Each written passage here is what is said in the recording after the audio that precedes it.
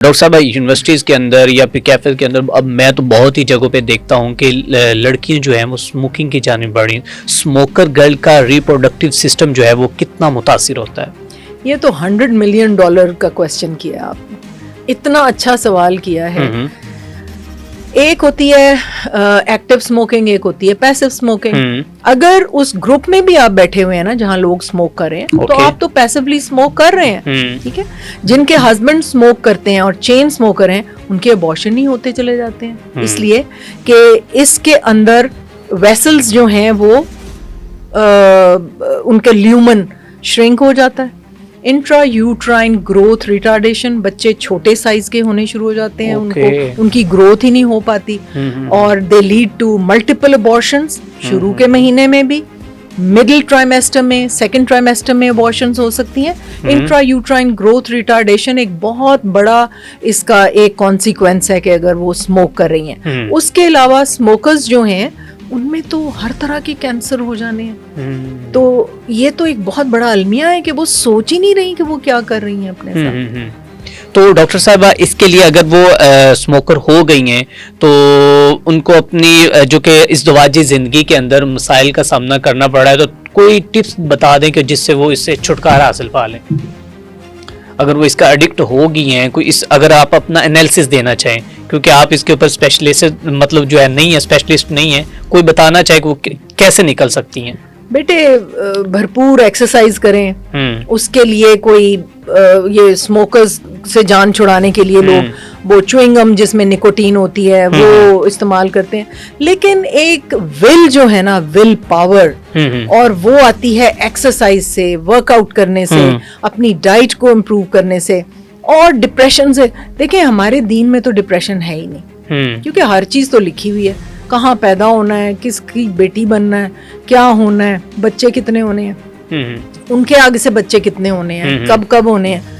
تو ڈپریشن تو ہے ہی نہیں ہمارے دین میں, ہم نے کب مرنا ہے اور کس نے کب آنا ہے. تو ڈپریشن کا تو کوئی رول نہیں ہے. تو یہ بچیاں جو ہے نا, یہ ڈپریشن میں جو ہوتی ہیں نا, وہ اسموکنگ شروع کرتی ہیں. اچھا ڈاکٹر صاحبہ, ایک پوڈ کاسٹ میں آپ ذکر کرتی ہیں کہ بانجھ پن کا ذکر ہونے سے ٹیوب ناراض ہو جاتی ہیں, یہ کیا لاجک ہے؟ بیٹے ٹیوب جو ہے نا وہ سٹریس ہارمونز کی وجہ سے کرتی ہے. اوکے. آپ یہ دیکھیں کہ جب سٹریس ہوتا ہے تو یہ پٹھے کھنچ جاتے ہیں, ایسے ہی ہوتا ہے نا, پیچھے گردن کے یہ سارے ٹف ہو جاتے ہیں, ٹائٹ ہو جاتے ہیں. اور سٹریس ہارمون سے اور بھی مسل, وہ جو ٹیوبز جنہوں نے انڈا اٹھانا ہے وہ بھی تو مسکولر ہے نا, تو وہ یوں ہو جاتی ہیں سٹریس کے ساتھ, بند ہو جاتی ہیں, پیچھے ٹائٹ ہو جاتی ہیں. They don't pick the egg. اس کو ہم ناراضگی کہہ لیں یا کانسیکوینس آف سٹریس کہہ لیں. بالکل ٹھیک ہے. تو وہ اس طرح ہو جاتی ہیں, ان کے فمریا جو ہیں وہ کام ہی نہیں کرتے سٹریس ہارمونز کے اندر.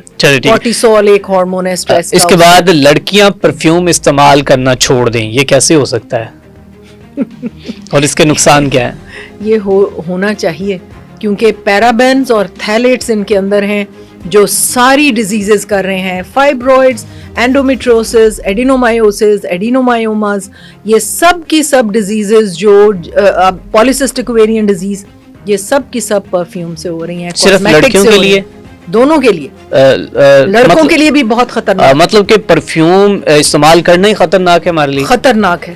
عطر استعمال کر اس لیے کہ مجھے نہیں پتا اس میں کیا ہوتا ہے, لیکن ان میں پیرابینز اور تھیلیٹس ہوتے ہیں. تھیلیٹس خوشبو پیدا کرتے ہیں, پیرابین ان کی شیلف لائف انکریز کرتے ہیں. اور زیادہ تر پرفیوم کے مینوفیکچررز اس کی جو ڈیٹیلز ہیں انگریڈینٹس کی وہ نہیں دیتے کہ یہ ہمارا ٹریڈ سیکرٹ ہے جی, ٹھیک ہے. تو اس کے اندر جتنے بھی پرفیومز, آپ کے رول آنز, جتنی بھی خوشبوئیں ہیں, دے کنٹین تھیلیٹس, اور یہ ہارمون ڈسرپٹرز ہیں.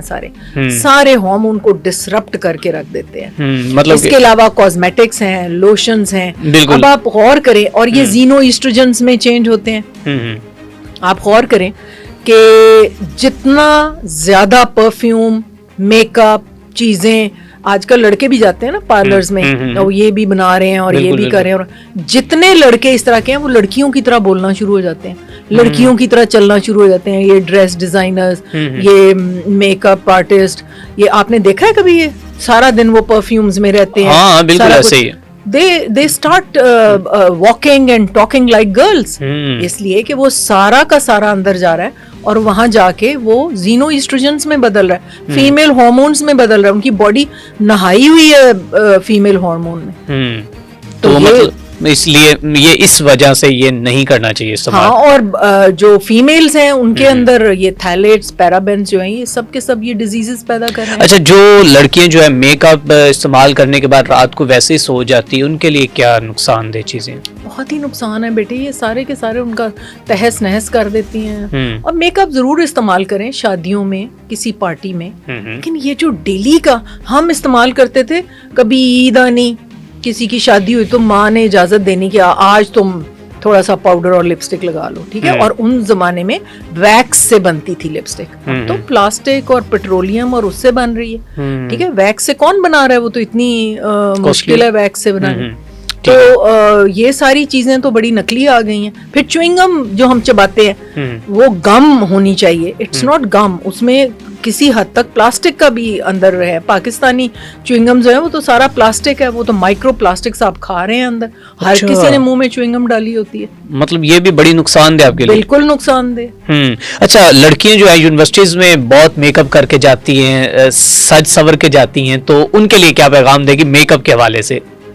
بیٹے دیکھیں, میں نے پہلے بھی ایک پوڈ کاسٹ میں کہا کہ آپ جو اگر آپ باڈی واشز یوز کر رہے ہیں نا, اور آپ فیس واش یوز کر رہے ہیں, آپ کا فیس نرم ہو جاتا ہے, باڈی ملائم ہو جاتی ہے, وہ لگے رہ جاتے ہیں سارا دن, وہ آپ کو کارسینوجنز اور وہ سارے زینو ایسٹروجنز اور ہارمون ڈسرپٹرز آپ کی باڈی ابزارب کر رہی ہے, وہ تو لگے رہ گئے, آپ کا پانی ڈالنے سے بھی وہ چپکے ہوئے ہیں آپ کے. بالکل ٹھیک ہے. تو یہ بہت زیادہ خطرناک ہے. اور اس کے علاوہ جب آپ رول آنز لگا کے جاتے ہیں, آپ پرفیومز لگا رہے ہیں, آپ تو مطلب اپنے آپ کا ستیہ ناش کر کے جا رہے ہیں. آپ بیسن کو ملائی میں ڈالیں, اس سے آپ اپنے منہ کو صاف کریں, اس کے اوپر ناریل کا تیل لگائیں, ایک سک ملتا ہے, یا آپ یہ چقندر کا پانی اپنے ہونٹوں پہ لگا لیں, اس سے آپ پنک ہو جائیں گے. اور اپنی صحت اتنی اچھی کریں کہ آپ کے ویسے ہی پنک ہو جائیں گال. آئرن اپنا پورا کریں, کیلشیم پورا کریں, وائبرنٹ سکن کریں. آپ نکلی کیوں استعمال کر رہے ہیں؟ بالکل ایسے. ٹوتھ پیسٹ بھی استعمال کرنی چاہیے کہ نہیں؟ نہیں, اس میں بھی تھیلیٹس اور پیرابینز ہیں. اس کا کیا نقصان ہے اگر صبح سویرے نار پیڑی آپ نے جا کے ٹوتھ پیسٹ کر لیا تو کیا؟ تو وہ اندر وہ خوشبو جا رہی ہے نا, تھیلیٹس جا رہے ہیں اندر, تو وہ وہی کر رہے ہیں سارا کچھ جو باقی دوسری چیزیں کر رہی. تو اب آپ کا برش جو ہے اس کے جو آگے سے